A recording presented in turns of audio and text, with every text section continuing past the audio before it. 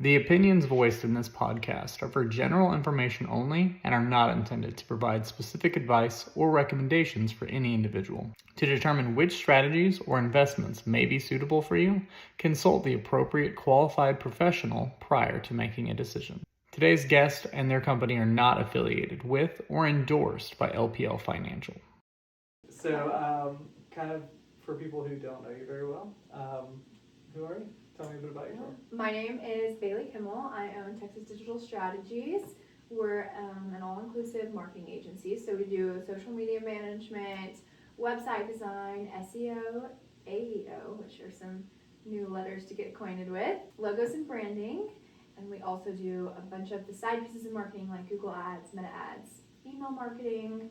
We've become a Swiss Army knife of marketing tools here in Abilene, so we have a large team of 10 women that get a lot of work done every week.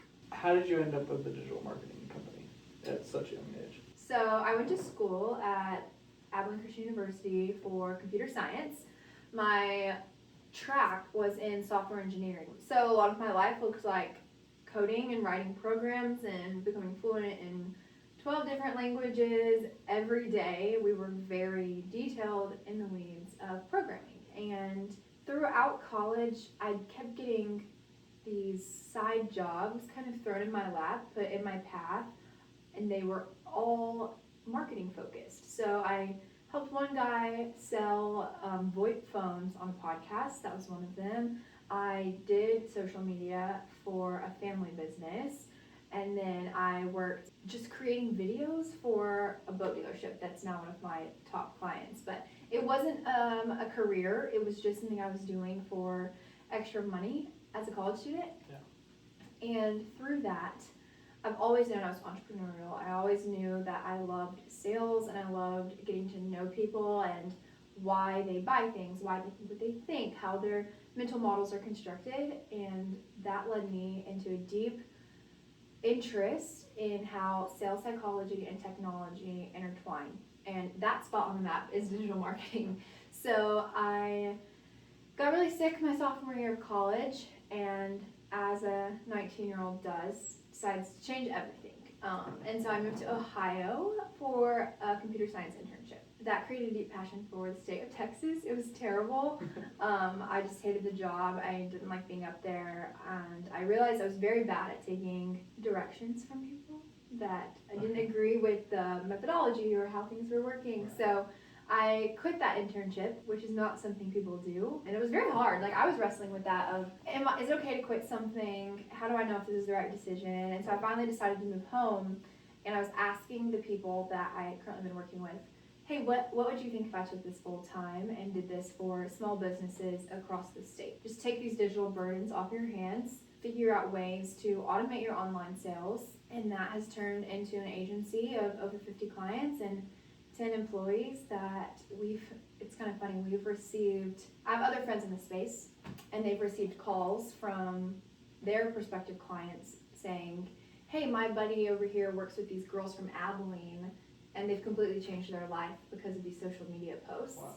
I want to do digital marketing now. So it's just been such a testament that we are in the right space and we're good at it, and it's an amazing feeling to be good at your job and love what you do. So we find ourselves incredibly blessed. But it came from a long series of figuring out what I didn't like to do, figuring out what I was good at, and turning that into my own thing. Sounds like you also got lucky, and I don't mean that you were lucky. I just mean that, like, the time it took you to figure out that's not what you wanted after you've been chasing it, right, was faster than most people. It was fast. Yeah. So I mean, a lot of people are like in a job for 5 years.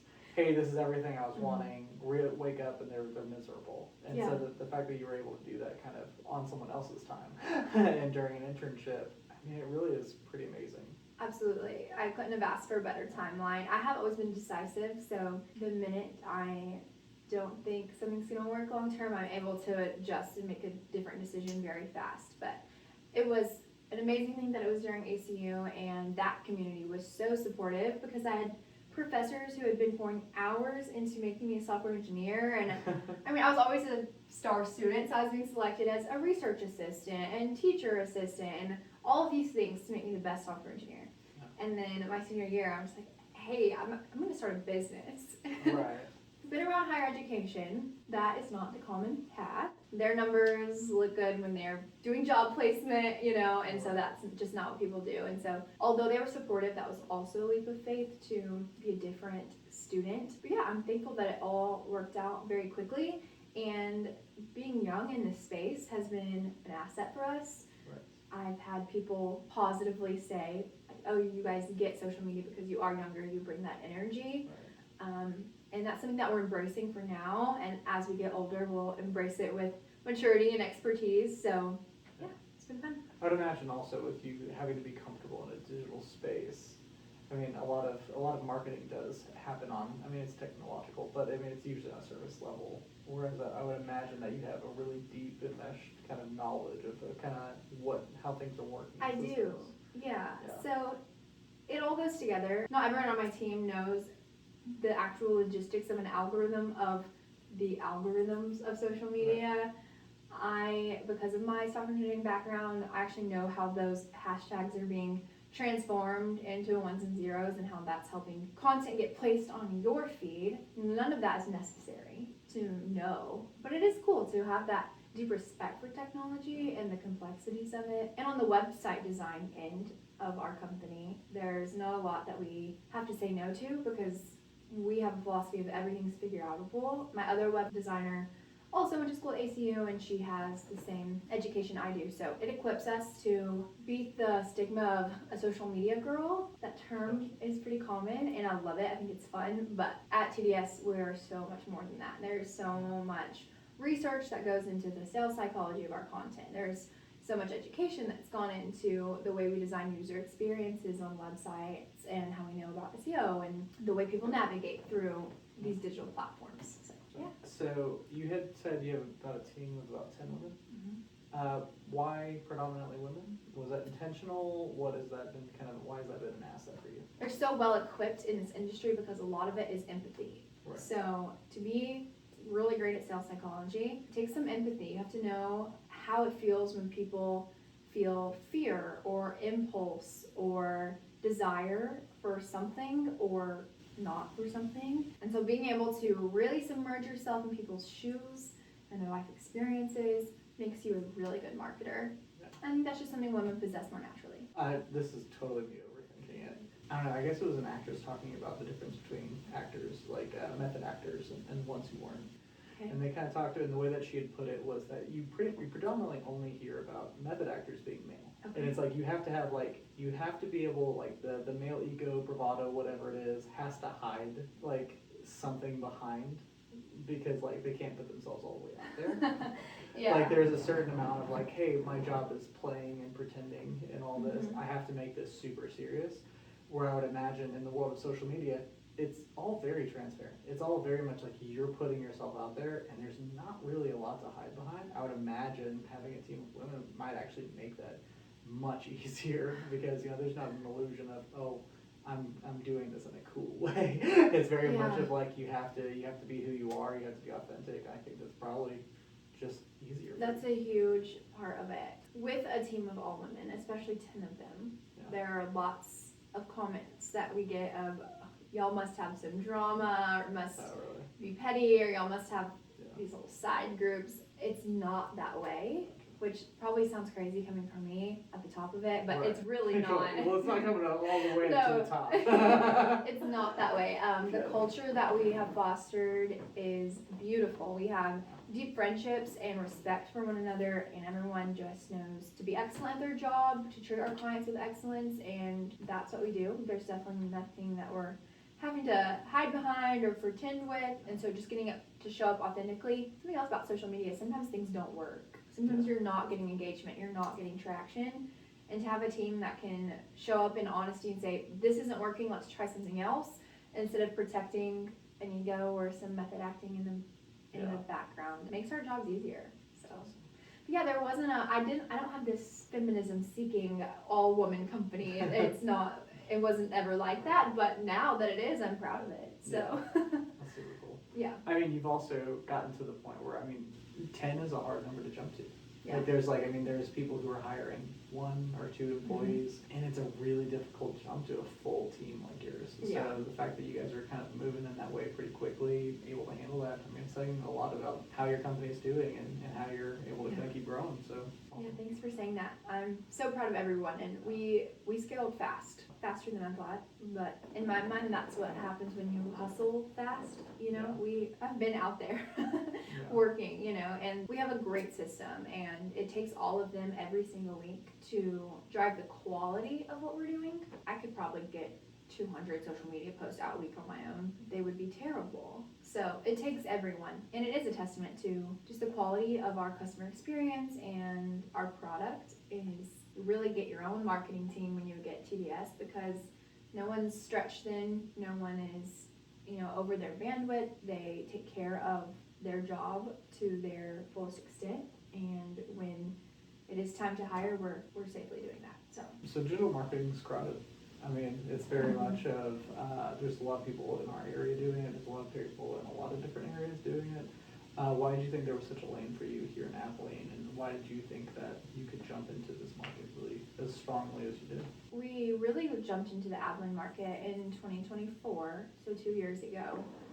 At that time, social media marketing was saturated, but not here. So yes, there were companies here doing social media. We completely rattled the way that works in Abilene, and it's been a testament to our systems to see other companies following suit. So before we came along, no one was getting content for your company. They were all requiring that you send it into them, and then they would put the caption and hashtags and post it for you. And all business owners know that is not the need that needed to be solved. You need the full line, because so much of that work in social media comes way before even the camera comes on. You have to prepare your hooks and what you're talking about and how any of this visual stuff turns into a sale. So having a company send you content to post is not white glove social media marketing at all, and that's what we're doing. So we were not afraid of the Abilene market. We knew that this needed to happen, and I've always had a passion for small businesses. That sets us up perfectly here in Abilene. They're successful businesses. I've been here a long time. A lot of people in Abilene are eyes open to the future, especially now. So it's just been great to see them adapt to social media. It keeps adapting, and they keep adapting. Yeah, I wasn't afraid of the market at all. No one was doing it how it needed to be done. So you seem to have found a really strong vein with visual businesses, construction, things that you can see an end product, you can see a process. Was that intentional in what you were looking to do, or was it something that you kind of found your way into? So a team of 10 women working with concrete workers, plumbers, and roofers was not intentional. But they have become so near and dear to our hearts. I think a lot of that is geographical. So just where we're at in Abilene is a more industrial town, and we're here to support whatever that industry looks like. So visually, those trades are easier to work with because it's cool, it has vibes, it's something you're interested in seeing how it comes together. For most people, you see a sign that something's opening soon, and then there's a building. There's so much that goes into that, and what we've learned, and something that has just saturated us, is the tradition and the respect of blue collar jobs. These guys are at work at 3 a.m. They're staying out until 8 p.m. The sun is hot, the air is cold, whatever it is. We just respect our blue collar tradesmen deeply, and they've been overlooked. They don't usually get to go on their phone and see their work being highlighted at the end of the day. Sometimes I think society treats blue collar as the lower jobs, and so for them to get to see, them and their crew who become like brothers to them working online, I think that's cool for them, and we definitely enjoy highlighting the skill sets that are here in Abilene. So it wasn't intentional, but yeah. So my kind of follow up on that, what it was going to literally be like, okay, say you're a law firm, say you're an insurance company, say you're one of these now incredibly boring looking jobs. How do you try and work with companies, or how are you going to be trying to kind of go after some of these companies so that you can, like, hey, everyone else has a cooler job than you. I'm going to take a good photo of you sitting at that desk, though. How do you kind of approach the difference between, or how would you think about approaching the difference? So at the end of the day, whether you are jumping out of planes or cranking away at an umbrella policy. These things hold true about social media, that has to be entertaining, valuable to someone, and relatable. So at its core, social media is a form of entertainment. TikTok is Netflix's top competitor. It's all an attention game. Attention is one of our biggest currencies. So of course it's easy to grab attention with something cool, something with vibes. That's cool to look at, it's aesthetic, whatever. For our white collar jobs, I guess you could say, less adrenaline inducing, you still have opportunity, number one, as a marketing strategy to position yourself as an expert. So sharing valuable tips with your community to position yourself as an expert and show that you're willing to help, show that your door is open to educate, is something that we stress to all of our clients in that line of work. And there's a place to be entertaining for everyone. So there's kind of two sides to social media marketing, of getting eyes on your page and then converting those eyes into your trusted audience and clients and customers. So part of getting those eyes there is entertainment in the first place. Every workplace has your inside jokes, whether you're a wealth manager or a lawyer, something only wealth managers know. So just creating that entertainment for your audience is something you can do anywhere. It looks like getting very creative for those in the office, but we aren't stuck to our clients' ideas, to say that nicely. We get our clients outside. We'll go film at coffee shops. We'll go film at their home. It's all about just revealing that curtain. Like, who wants to follow an insurance agency? That sounds boring natively, but if it's just a guy sharing about his life and his family and what I eat in a day as a lawyer, like, that stuff starts to just take that curtain back to building trust with someone. Also, when you're posting consistently, you become a part of someone's routine. And when you become part of their routine, they start to trust you, but also remember you. So it's a lot about just creating a name that people remember because you were entertaining or helpful or providing value, whether that's sharing tips about your industry or what you ate for lunch. It's all helping people remember your name in the same way a billboard would. I would assume much better than the billboard would. It's very two-dimensional. Absolutely. No movement on the billboard. Do you do a lot of billboard work, by the way? No? I've designed one billboard. Yeah. That's it. Okay, but it was a great billboard, I'm assuming. Yeah, it could have been better. I learned a lot on that one. So for someone who doesn't really live in the world of marketing, SEO, any kind of optimization, why do those things still matter in 2026? Where are we kind of at with your field? They matter more than ever because of the way people are using AI to search for things. So historically, SEO was predictable because you could monitor traffic, you could monitor keywords, and the searches were simple because everyone knew how to use Google. The way you use Google is plumbers near me, electricians near me, wealth manager, Abilene, Texas. Those keywords are easy, they're predictable, we know what they are, and we can monitor that traffic. Now, the way people search is entirely different. They're moving away from Google to platforms like ChatGPT, Grok, Gemini, Claude, etc. I don't list those to be like, look how many platforms I know, by the way. Everyone has their own. Right. I feel like I need to make a disclaimer on that. Well, also, but to kind of wind it back to, like, I don't know, 20 years ago, you would have had the exact same list for like your Google, Bings, Yahoo. Like everyone had a different one, and then ultimately there was one. Right. And that's what's happening with ChatGPT. So the problem is monitoring ChatGPT traffic is a lot different. It's more organized into kind of topics, but the way people chat is all different. So I could say, hey chat, I need someone who is going to manage my finances for me in Abilene, make sure they have good vibes or something, right? And yours could be expert wealth managers in my city. Please no oldies. You know, like, we all talk differently now. As I always put, no oldies. But yeah, no, essentially the way that people actually speak with theirs is very different. And it's very much like plugged into, hey, you know me and what I'm after. Right. Okay, you utilize that somehow to find someone who helps me with a service. Absolutely. So it's all about creating trust now, is what AI has this trust factor that it's going after. And I think that's because, and this is all brand new, you know, so there's not a ton of data on it, but since chat knows you so well, it wants to provide an answer that reflects how well it knows you. And so a lot of what SEO and AEO is doing is, or what it needs to be doing on the technical side, is establishing that trust. So as always, Google reviews are just as important as they've always been. And adding content to your website, that's going to help AI crawl for those answers when they can be so vague and different than everyone. So there are strategies we can take to, a lot of our clients are ranking first on ChatGPT for their topics. So we know how to get there. It just takes a little bit of time. But what's most different, I would say, these days is social media used to be relatively disconnected from SEO. It was more of an add-on. Everyone knew SEO is probably more important for sales, so we'll do social media when we have time. It's not the case anymore. Because when you are building trust, a lot of that comes from faces and talking and having conversation with your community. And how do we have conversation with our community where a robot can understand is on social media. So it's paying attention to these comments and your engagement and your Google reviews and what other people are saying about you and what you're putting out there as yourself. But also because YouTube, Instagram, and Facebook are ranking on Google now.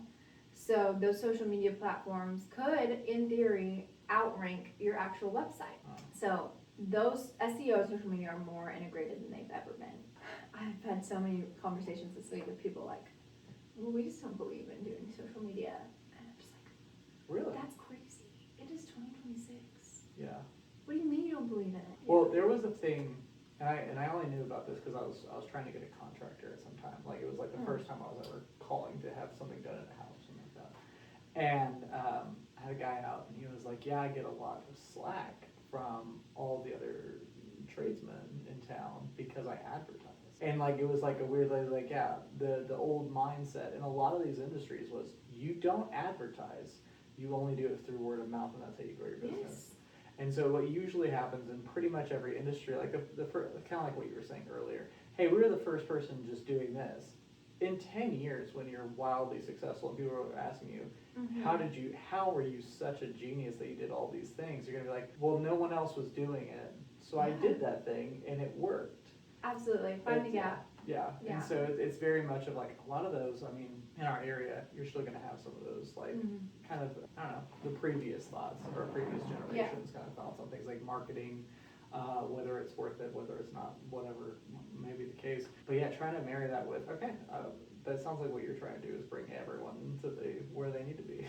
Yeah, just getting people caught up, and there's just more noise every day. We always try to not add to the noise, but add value and entertainment to the noise. Instead of just, speaking of AI, we don't create any content with AI at all. We rarely even post graphics. It's all very video focused. Which I would imagine is the opposite for a shop that would have maybe a couple of employees, but a very full client load. There's no way that they can humanly be creating all that. That's the biggest difference. Yeah. But when I'm confronted with that statement of, well, we just don't believe in social media, we've done word of mouth and it's been great, I believe that word of mouth has worked for the past 40 years, and that's awesome. If you want to be here in the next 40 years, you're going to have to get online. That's where people are looking for you now.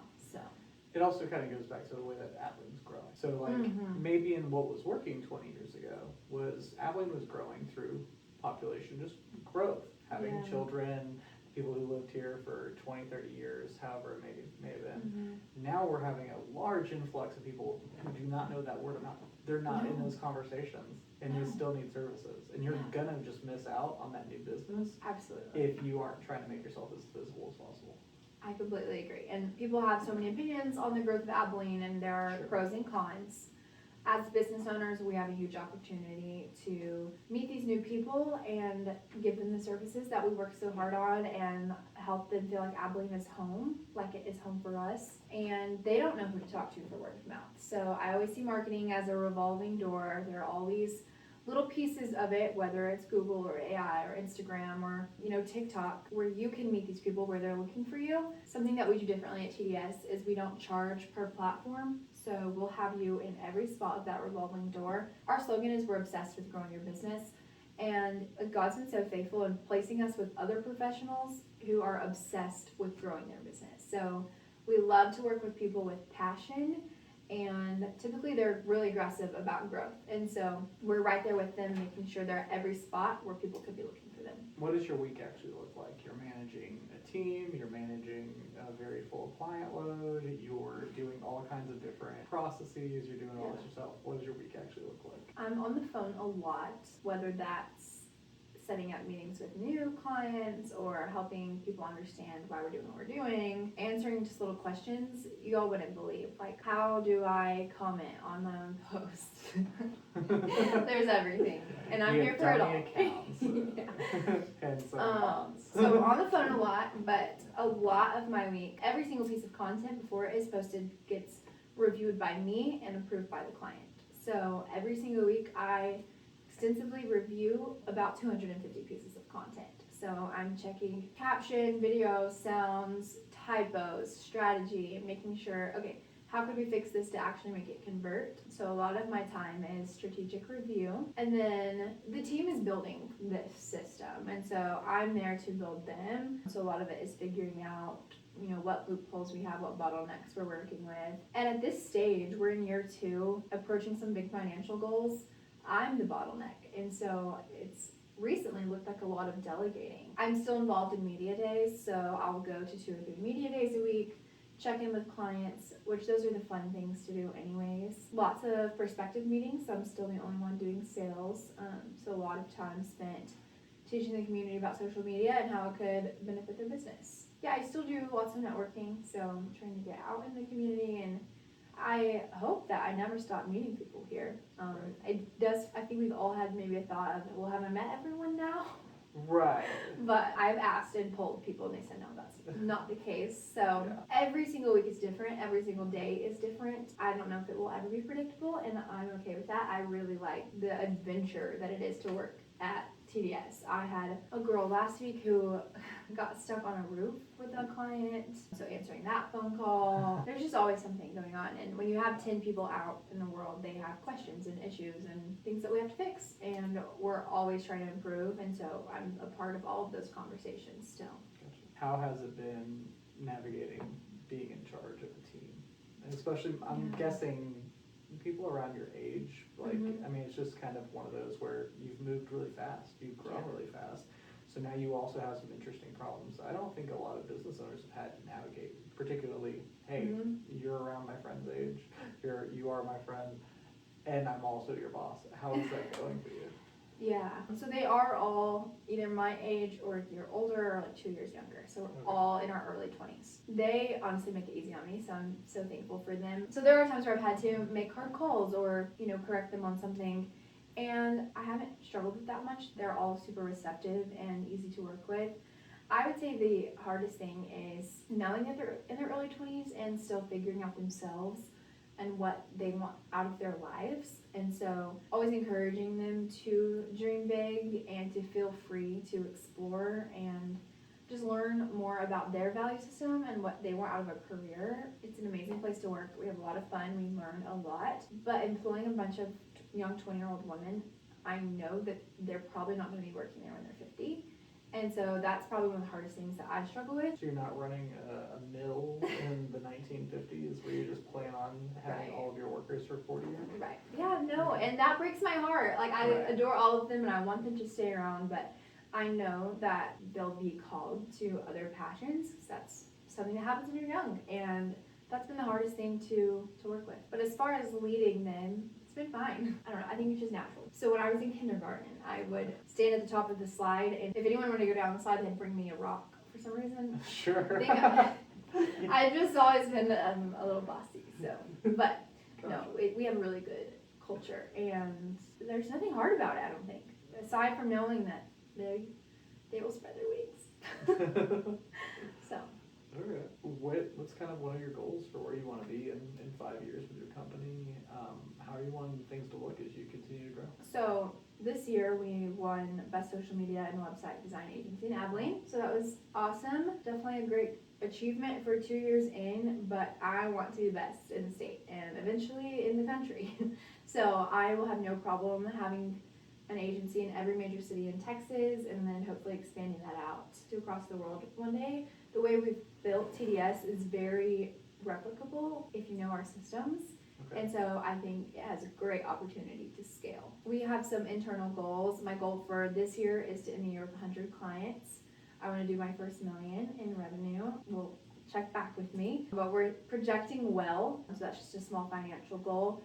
Over the next couple years, we'll be branching out to Waco, hopefully Lubbock. I would love to have something in the hill country area like Fredericksburg. So continuing to grow and scale is all great because we get to serve many people and learn a lot of different industries and show them the positive effects of social media. But more than that, it has become such a passion of mine to make this the best place to work, and we've done a really good job so far. So we have girls in our meetings in our internal meetings, bringing their babies with them, and just being able to balance life and a career is something, as I am a leader of a 10-woman agency, I've had to figure out. I mean, I'm a 23-year-old figuring out what maternity leave should look like for someone. I've never had a kid, so that was a jungle for me. But we're learning as we go. But my deepest goal is that everyone loves to work at TDS and that they feel like they can be a wife and a mom and a leader in their career. And we've done a great job with that so far. So. Awesome. Where'd you fall on maternity leave? I can't even remember what happened. Benefits here, just to make sure the package. I probably did it illegally or something. No, I think she just didn't work for a couple weeks, and I still she got hit on some stuff, and then I paid her for I don't know. It was all fair, but I can't remember. I didn't know if you went with the European style. It's like, we'll see you in 6 to 8 months. At the kid's 5th birthday, you'll just walk back into the office. That's how they do it there? I mean, you'd crazy. be shocked. As soon as you have a child, all you get is flooded with, hey, by the way, this is what every other country is doing better. Wow, I did not know maternity that. and paternity leave. Yeah, it's wild. I need to do some more research on that. Okay, so kind of in the kind of empowering kind of mindset, say there's a young girl, Abilene, kind of looking up to what you're doing, what would you be kind of telling them about how to get started doing something like you, how to, kind of cut your own path like you've been doing? Firstly, just be prepared to work really hard. I just love people with grit, and it takes that, especially, we are having a more competitive market. There are people catching on and doing what we're doing, and that's the case in any industry unless you're inventing something new. So be prepared to work hard and show up every single day.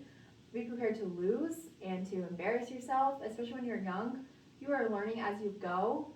You're biting off more than you can chew and figuring it out. And there is failure that comes with that. And so I have learned how to just look failure in the face and pick myself up and keep going with grace, because you're never going to get it all perfect or all right. And as you do get older, you'll realize everyone's doing that every day. So being obsessed with quality. The most successful people I know are all obsessed with quality. They do not take shortcuts. They don't take any sort of slips as okay.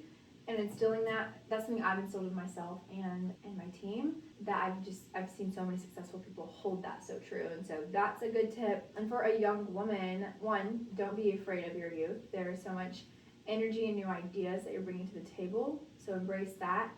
And then there's so much conversation around this hustle bro culture on TikTok, I guess. Like grind, you should only sleep 4 hours if you're in your 20s. I don't know, eat 400 calories a day.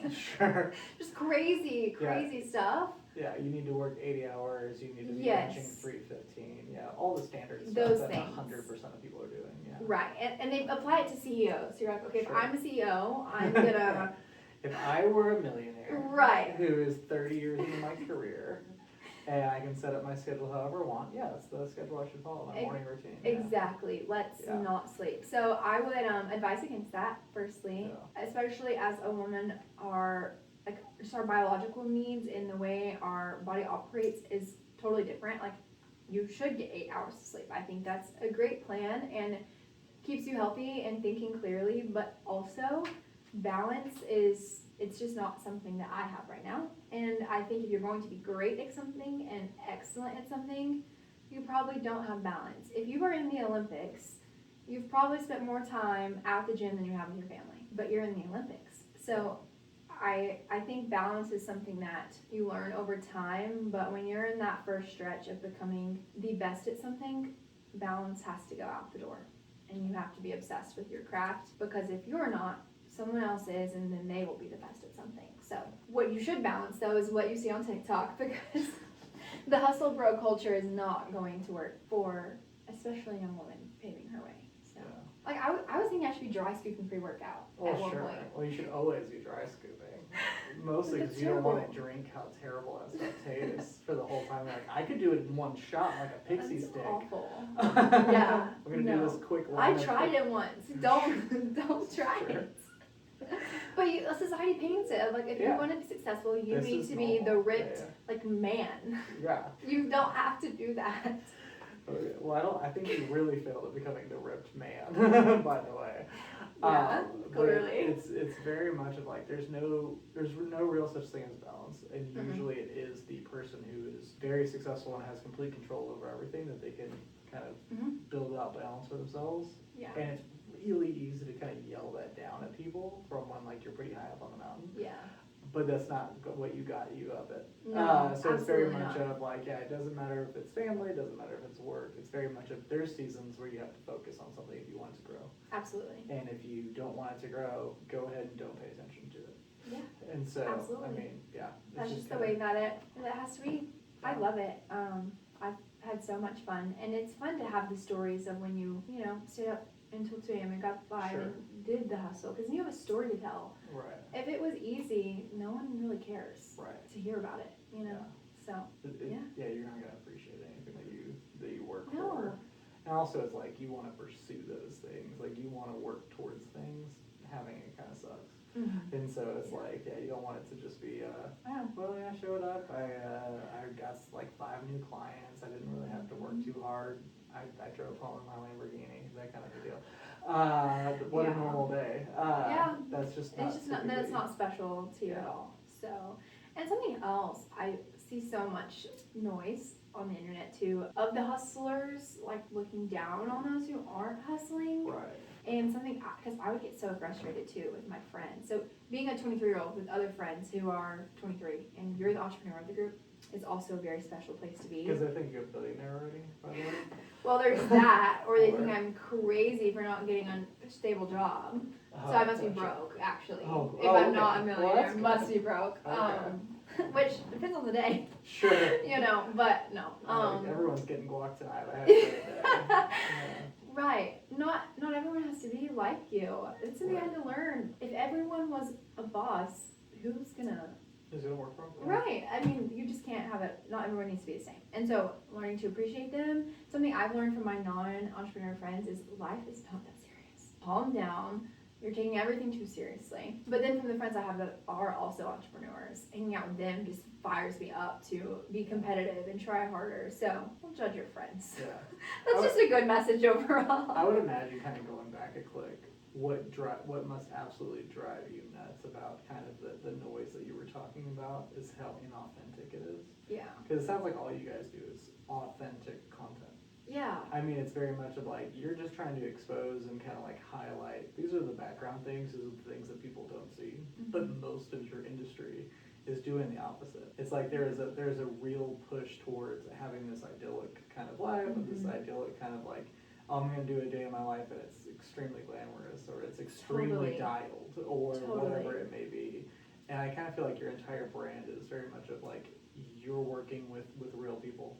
You produce real results for them, and you do it in a way that makes sense. The business owners I've worked with aren't waking up at 4 a.m. and going to a nice gym and driving their Lambo home and then cooking breakfast and then going up to the office. Like, they're putting their boots and jeans on, they're going to work, they're doing honest work, and it's hard work. And people they want to see that, and that's who they end up buying from, is the ones that they can relate to. How intimidating would it be to walk into someone's office already feeling insecure about your finances, already feeling insecure about how little you know about investing, and knowing this guy drives a Lambo and he's ripped, and he only slept 3 hours last night because he was working. Like, I don't want to tell you anything. Yeah. So we know from data that being authentic is what's driving sales. So especially in a town like this. So what are some other ways that people can learn about you or connect with you in your business? So you can obviously follow us on social media. We have all of them. Of course, you can check out our website, but I love a face-to-face meeting. So our consultations are hardly ever on Zoom or on the phone. I want to meet you in the community where you are. I went on a job site a couple days ago for a consultation with someone. He was like, I just can't make it anywhere today. Could you come out here? We're pouring concrete. And I was like, absolutely. So I just want to meet you where you are. I'm happy to listen to all of your objections about social media and figure out what we can do to get more sales in your door. All right, thank you.